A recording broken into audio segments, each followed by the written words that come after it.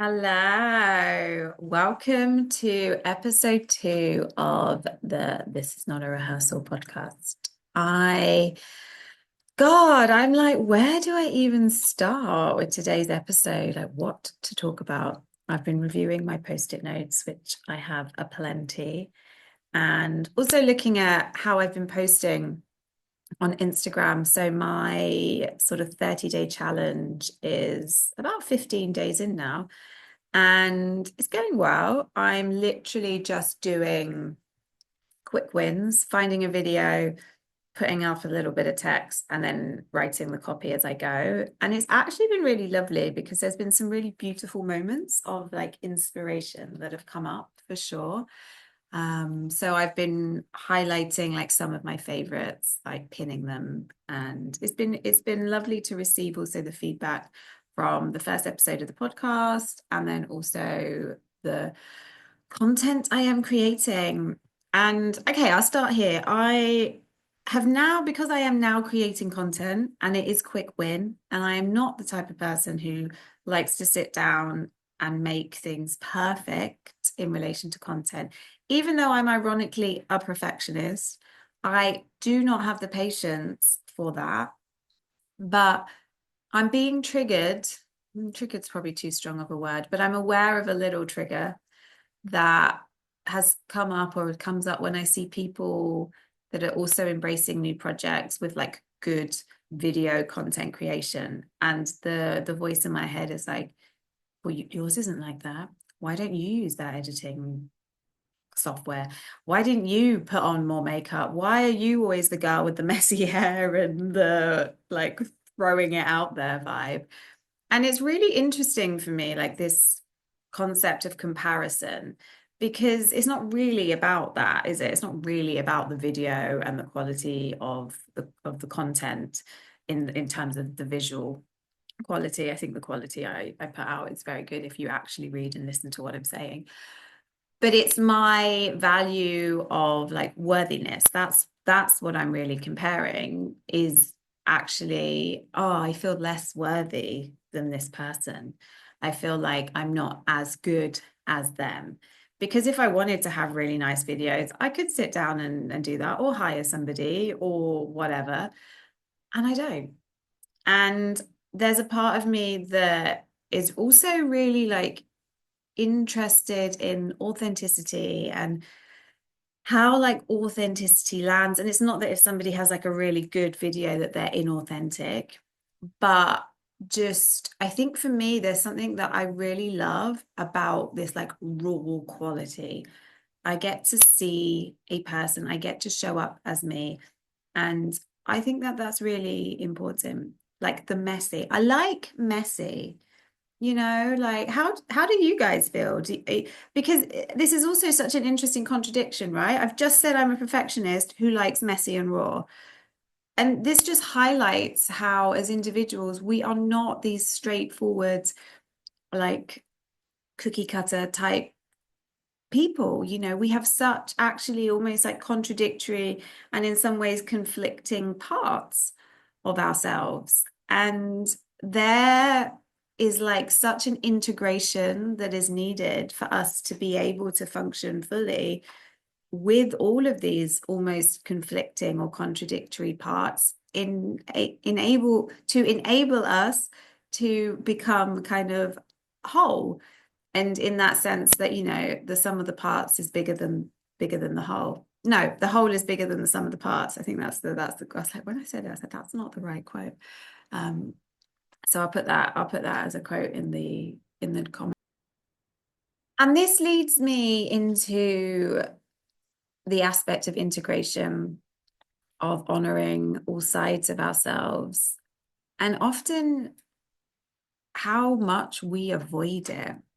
My God, do we avoid it? I avoid angry Lauren, and Lauren is very angry at this moment in time. I did a ritual on Friday. Was it Friday? No, Thursday for the full moon.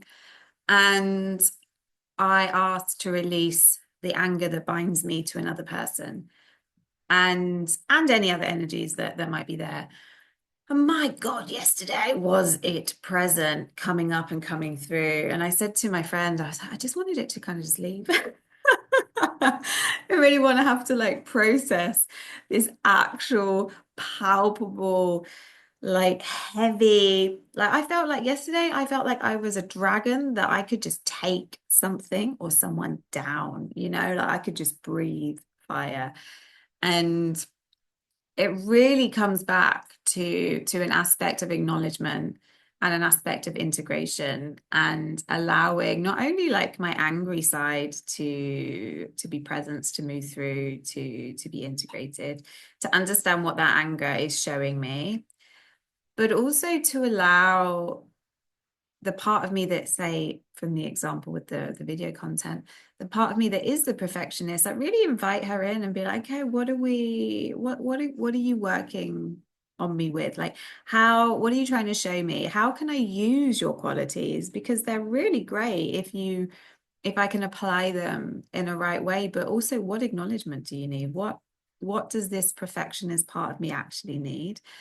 And then also the same with this like raw, fuck it, I'm just going to show up as authentic Lauren part, which, that is so much more me, really. The perfectionist part is the trauma response and the Virgo in me. But normally I'm just like, just fuck it, just be who you are.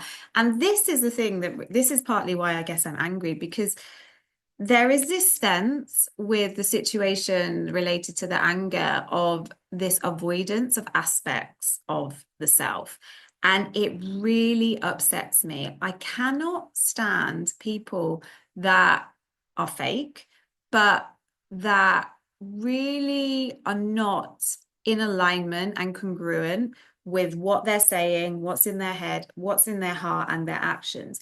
And don't get me wrong, this is obviously I work with people to help them move through this stuff with like my EFT and my hypnotherapy. But the point is in like everyday life, in everyday interactions, when somebody is also really avoidant of acknowledging that they are out of alignment with themselves in that way. I'd have so much more respect for somebody who says, do you know, I am incongruent and I'm going to stick with it. Great, you do you. That is ownership. But when you're not willing to own something and you're constantly trying to play this role to look like you are really loving or kind, or you're fitting within this box that you should be fitting in with, I don't have time for that, in the way that now I'm getting like really activated. And some people might be like, whoa, this girl's a little bit too, I don't know, intense or whatever, or she's going off on one. But fuck it, the right people are going to like and connect to that authenticity. And this, I think, is why I have very good communication skills. My throat chakra is open because I am not at war with myself anymore. And to make this linking more into the building of the personal brand, which was the kind of initial starting point for me setting everything up. When I was younger, I really avoided being who I was, like so much so that even as I say that, it makes me feel really sad, because I didn't believe that I would be accepted or loved as I come, as I am. And that was through whatever reasons and situations and outputs that formulated that belief. And maybe some of that was not even mine. Maybe it was carried over from past lives, or the clearing out of the ancestral lineage, because there is somebody in the family, and most likely if you are listening to this, it is highly likely that you are that person in your family that is kind of like moving through that karma, is doing that healing for the multiple generations and the generations to come.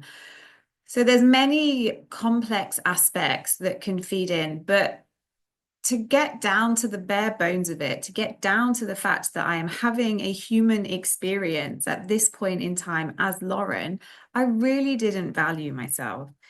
And it was such a painful process to see all the ways I would use external situations, addictions, dating the wrong people, alcohol, even just trying to be a label that I was given that is really, as I've got older, really not who I am. I'm talking about like being intelligent and academic, like, I always feel like I need to caveat that yes, I can do well. I have got a master's. I did get the highest score. I can understand pretty much most subjects on some level. But I'm made to move. I am not made to be an academic. And I was constantly forcing myself to try and understand like how to fit into this world that doesn't work for me. And it's painful.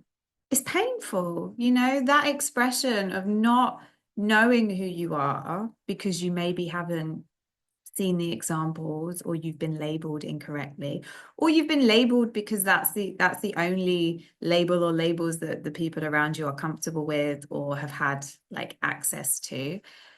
And then coming in to your own and having to like rewrite your beliefs about yourself is a process. It is such a big process, and it's never ending because we're always peeling back these layers and these aspects and these parts of ourselves. And going back to talking about how painful it is when you're far away from yourself, because you don't have your back. You're not allowing the gift of like love and life and light to move through you. You're in this like constant resistance or fighting state. And when we fight who we are, we just create so many ripple effects around us that upset the balance of the world, the communities, the people we care about. And I really, really, really think that although coming into accepting and being with, of, and for yourself can actually be quite triggering for people around us, those that are far away from themselves, or those that need you to conform to a certain way of being to be able to understand their place and their role. You also offer those people, and most importantly yourself, the greatest gift. Because when you can be with yourself, when you can say, I allow you exactly as you are to be here and be expressed and live your life in the most natural expression, it's so beautiful. And that doesn't mean it's easy though. There are still many situations, as somebody who's very intuitive, very sensitive to energy, very raw and vulnerable and authentic most of the time, with her perfectionist tendencies, which are just a part of me. It's fine, it's there. And, also very communicative and maybe a little bit chatty or flirty or whatever is present. Like, I still meet resistance. I still meet times where I think, oh, maybe I should have been a bit more X or Y or Z. But the word I keep coming back to for me this year, and the thing that really is being present, is giving myself and others grace. Grace to move, grace to be, grace to feel, grace to change. And when people have sat down with themselves, have had a conversation, have really allowed themselves to connect to who they are and understand their truth and their genuine expression, grace just comes so much more easily, because you can sense from somebody's nervous system that they're with themselves. There's not this denial. There might be some parts that they're struggling with, there might be some parts that they don't like, but they're not denying themselves. And I have a few like people popping up into mind where I'm like, there is a big denial of an aspect of themselves and a rejection of anything that they encounter that doesn't fit within a compartmentalized box or a label that they need.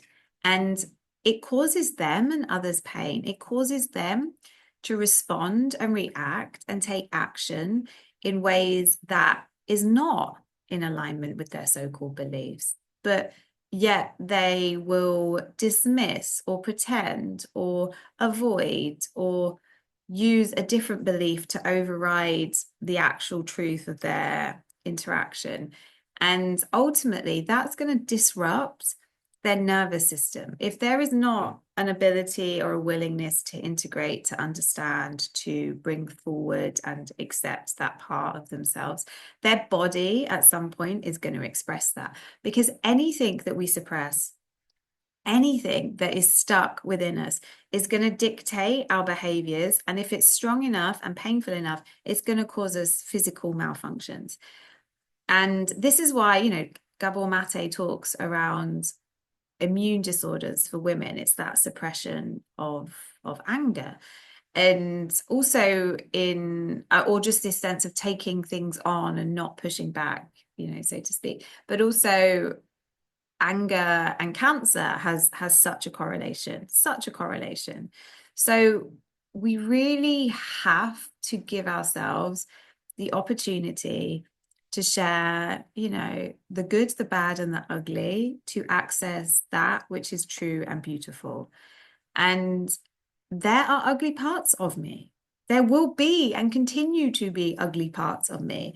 And there are parts of me that are fucking amazing. And there are also parts of me that I'm like, probably didn't quite execute at my highest level of being at that point. And you know what? It's all okay, because I can catch myself in those moments and I can correct the behavior. I could be rude to somebody and I can turn around and catch myself and be like, I'm sorry, that was very rude. I apologize. I can clean that energy. I can clean that karma in that moment.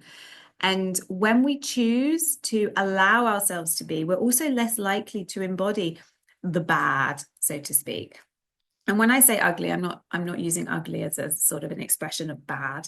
I'm using ugly more as the parts that maybe are the parts that you are less comfortable with. So my anger, I might say, is like an ugly part of me, but I don't think it's bad. But like me being judgmental or snappy because of whatever is bad. So that's my way of viewing it when I talk about it. And I actually feel really gifted to have arrived at this point where I'm like, do you know what? This is an ugly part of me and I'm going to express it. Because when I do that, I choose to stand by myself. And that, again, is not, there's also a sense of personal responsibility. I'm not throwing stuff at you or the other person, but I am saying this might be uncomfortable and it's fucking coming up anyway. So on that note, and all of that swearing, I'm going to sign off for episode 2. Do let me know, as always, as before, like how you found it, what you might like me to talk about. I'm thinking of taking some of the topics from the videos I created. So I'm probably going to talk maybe a bit more about sadness, a bit more about like coping mechanisms. I may share more about my own personal story. Well, I will share more about my own personal story, but I may do a whole episode on it if people think that that's something they are interested in knowing, although maybe that would be more like a 5-part episode, because I'm just thinking of all the chapters in my life and how would I even untangle and where do I even start. But on that note, I'm sending you all so much love. Stay true to yourselves and enjoy the rest of your day or evening.